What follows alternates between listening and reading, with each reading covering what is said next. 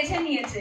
Music চ্যানেলের দিকে একজন চলে গেছে আর আমাদের এন্টারটেইনমেন্টের এই দিকে প্রোডাকশন হাউসের দিকে একজন চলে গেছে। তবে এই দুটো যে ব্লকবাস্টার হিট গুলো আমাদেরকে ব্যাক টু ব্যাক দেবে এবং প্রচুর চমক রয়েছে, সেটা নিয়ে বেস্ট পার্সনের কাছে আমি মাইক্রোফোনটা দিই, আর ওনাদের জন্যই আমরা ওয়েট করছিলাম। তবে সৈকতে, আমি কি একদম সিলেবাসটা মানবো নাকি একটুখানি তোমার থেকেও কিছু শুনবো?